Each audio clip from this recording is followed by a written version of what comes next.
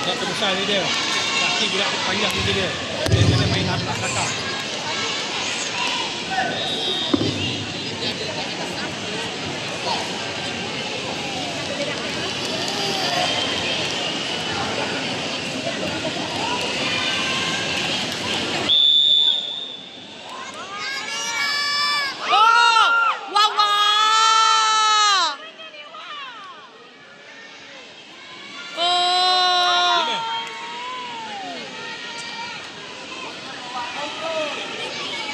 Ya Allah, Marwah.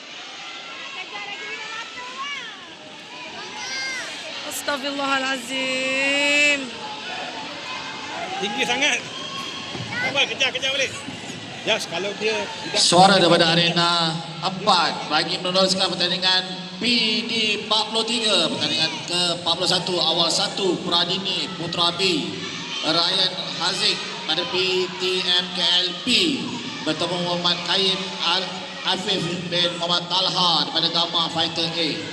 Sila ke sudut pemeriksaan sekarang. Wah, bagi dia sepak. Ya, suruh dia sepak. Orang tu sepak je. Dia tunggu je.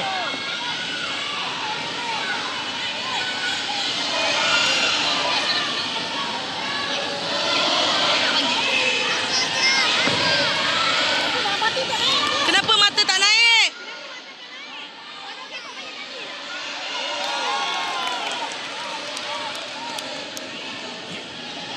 Suara arena 1 keputusan perlawanan T31 disebabkan perlawanan tidak seimbang dari sudut merah, jadi kemenangan WMP diberikan kepada sudut biru.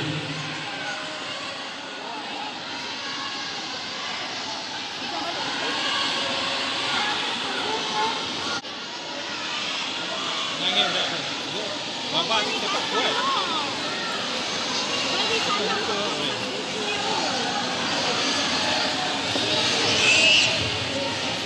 Suara dari arena 1 diminta mempersiapkan diri perlawanannya ke PD 40.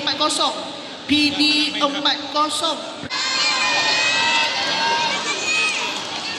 Suara dari arena 2.